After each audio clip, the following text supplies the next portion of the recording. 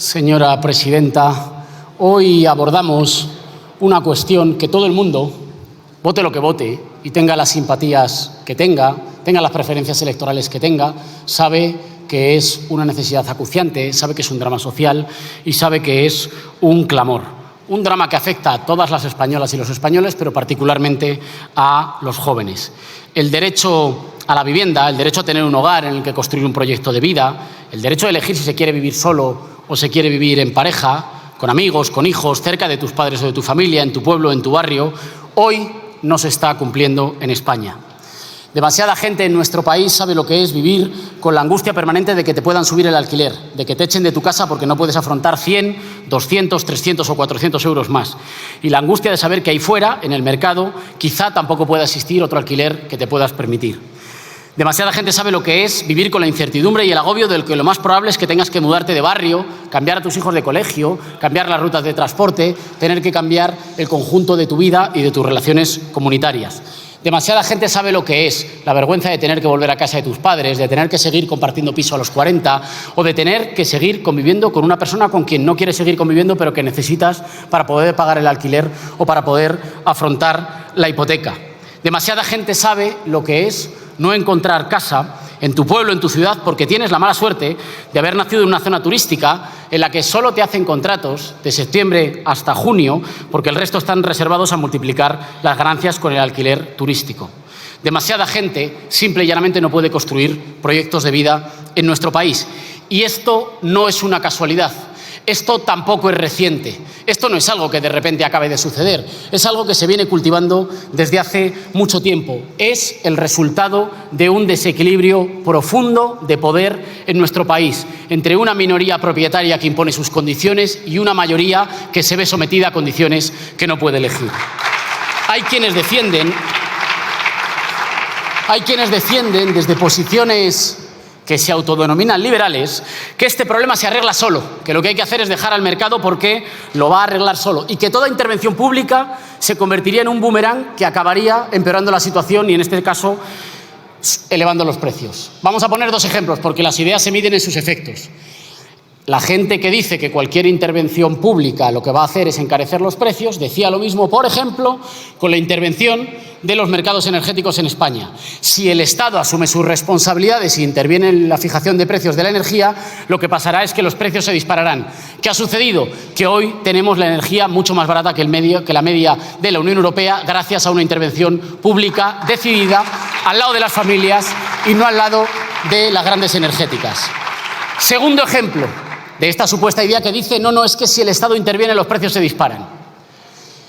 Quienes defienden esta idea nos decían que si el Estado tomaba parte decidida para proteger las rentas de las familias trabajadoras, tomaba parte decidida para proteger las condiciones de vida de los trabajadores, las consecuencias iban a ser las contrarias de las buscadas. Así que si realizábamos una reforma laboral por primera vez en décadas para mejorar los derechos de los trabajadores o si subíamos el salario mínimo interprofesional, se iba a disparar el desempleo. Hoy hay más trabajadores que nunca trabajando en España en mejores condiciones y con el salario más alto.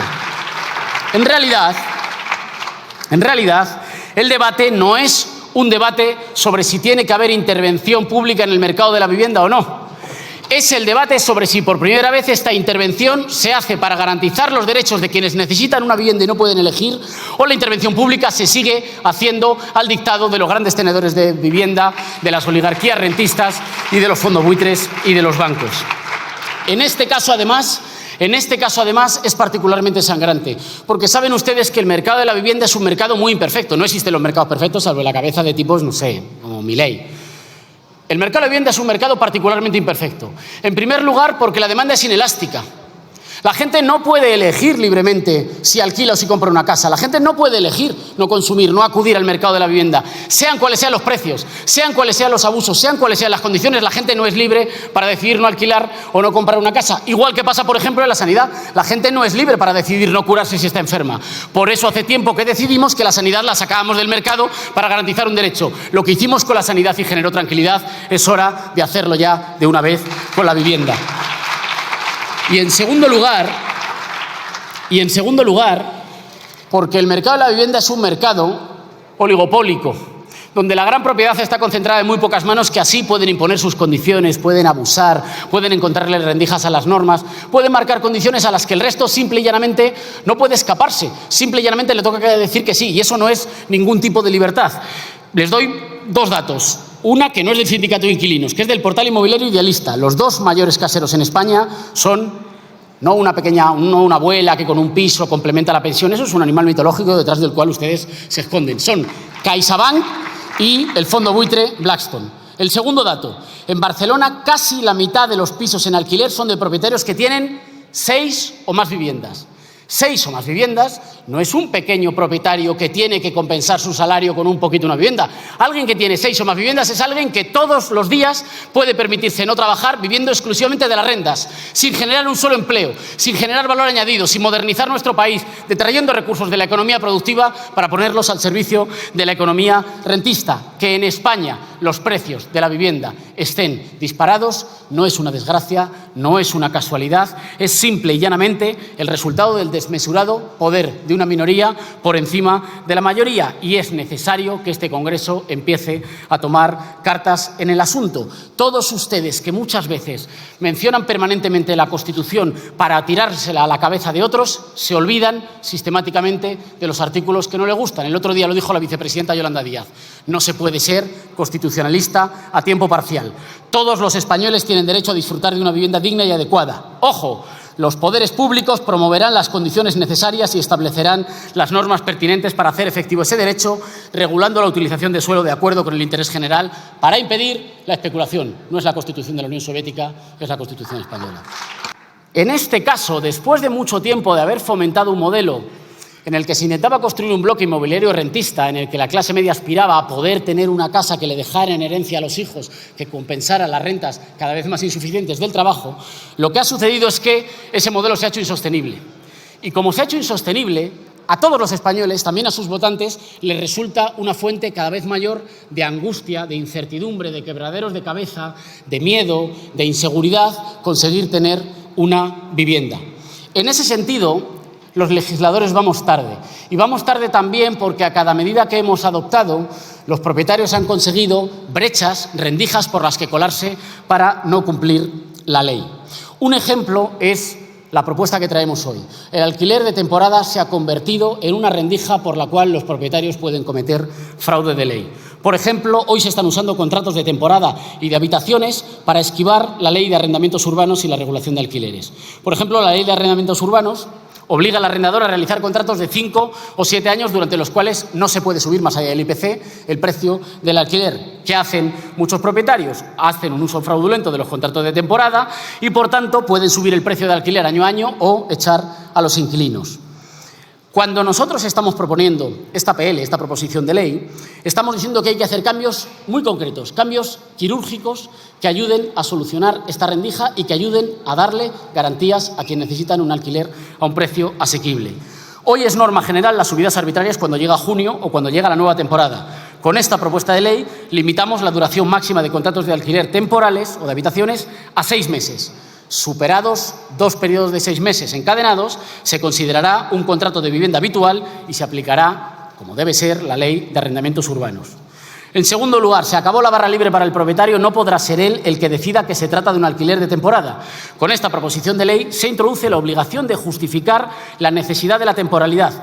Hay que probar esas circunstancias concretas que la justifican y su conexión con la duración prevista, y si no se justifica adecuadamente la temporalidad del contrato, entonces se dará que es un contrato de vivienda habitual.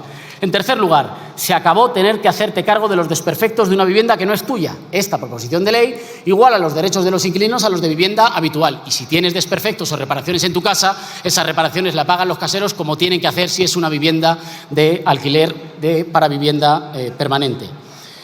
En cuarto lugar, hasta ahora es posible que te pidan pagar hasta 2 meses de fianza en un alquiler de temporada. Este abuso se acaba con esta proposición de ley. Si vives en un piso de temporada, la fianza será como máximo de la mitad de tu mensualidad. Estamos hablando única y exclusivamente de cerrar una rendija para garantizar que los grandes propietarios cumplen con la ley de arrendamientos urbanos y que cerramos esa brecha que ha permitido abusos hasta ahora.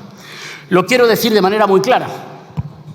Esta es una etapa de desorientación y de hastío que puede llevar a mucha gente a alejarse de la política. Y esto es regalarle las decisiones políticas a los poderosos o, peor, cargar sus frustraciones contra los más vulnerables.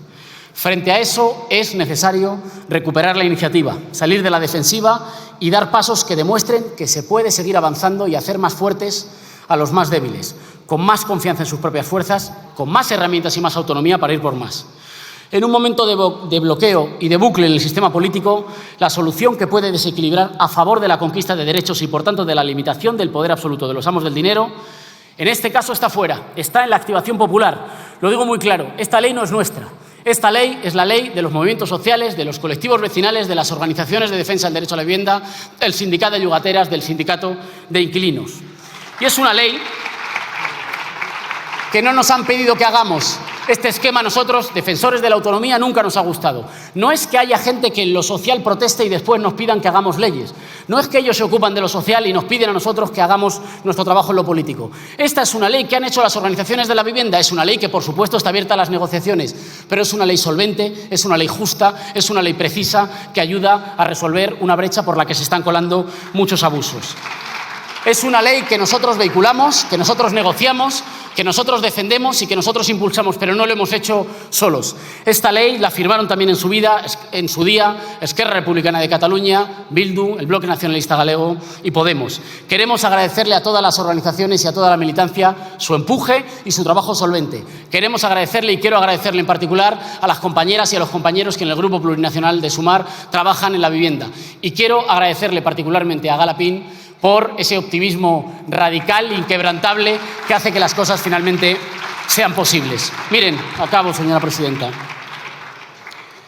A nosotros nos parece que abordar de manera inteligente, de manera valiente, de manera contundente y con los principios claros el drama y el abuso que hay con la vivienda en España es absolutamente prioritario. En primer lugar, para que los proyectos de vida puedan volver a ser posibles, para que la gente pueda ser adulta en términos civiles, pueda establecer proyectos de vida libremente sin estar sometido a la tiranía de los amos del dinero. En segundo lugar, por salud mental. No vale rasgarse permanentemente las vestiduras con la cuestión de salud mental y condenar a tanta gente a la angustia, a la incertidumbre, a las noches sin dormir, a las dificultades. En tercer lugar, por la igualdad de oportunidades. Basta ya de darle a la gente la cantinela de que lo que hace falta es esforzarte más y que si no te va bien es porque no quieres. La meritocracia en España son los padres, pero los padres literalmente, la herencia que te pueden dejar los padres. Un país con igualdad de oportunidades es un país que acaba con esta brecha de ingresos entre los propietarios y los no propietarios. En cuarto lugar, por economía. Hay que desincentivar las inversiones en la economía rentista y hay que incentivar las inversiones en la economía productiva que genera empleo. En quinto lugar, por democracia. Hay que equilibrar la balanza del poder social entre propietarios y no propietarios. Por mucho que las elecciones sean libres y competitivas, si la balanza de poder social está tan desequilibrada entre propietarios y no propietarios, eso siempre se acaba reflejando también en la balanza del poder político. Un país con democracia es también un país con mayor igualdad. Y en quinto lugar, por soberanía. Y aquí nos gustaría encontrar a muchos que se dicen patriotas. Basta ya de sentirnos extranjeros en nuestras propias ciudades. Basta ya de que si has nacido en una isla o si has nacido en una ciudad de costa, no puedes vivir en tu ciudad o en tu pueblo. Basta ya de que te tengan que echar de tu barrio. Basta ya de que nuestras ciudades se las acaben quedando los fondos buitres. Señor Errejón, tiene que ir terminando. Nosotros, acabo, señora presidenta, tenemos propuestas claras y tenemos un punto de vista muy decidido. Y así lo hemos defendido en nuestra propuesta para los presupuestos generales del Estado. Sin embargo, quiero ser muy claro, lo que hoy defiendo en esta tribuna no es el conjunto de nuestras propuestas. Es una cosa mucho más modesta. Nosotros queremos ir mucho más lejos, pero nos hacemos cargo de la aritmética parlamentaria y del equilibrio de fuerzas que hay en este Parlamento. No les pedimos hoy el voto para el conjunto de nuestros proyectos de vivienda. No les pedimos el voto para el paquete completo de nuestras ideas de cómo habría que abordar las medidas de vivienda. Y estamos convencidos de que son las mejores, las más justas y las más eficaces. Se lo pedimos para corregir un abuso concreto que permite que los propietarios se salten la ley de arrendamientos urbanos. Les pedimos que la acepten a trámite. Esperamos muy poco de la derecha y de la extrema derecha. Le agradecemos mucho a los grupos que han apoyado esta moción. Se lo agradecemos también a quienes con su abstención van a permitir posiblemente que se tramite y aspiramos con todos a mejorarla en el proceso de trámite de la ley. Muchísimas gracias, señora presidenta.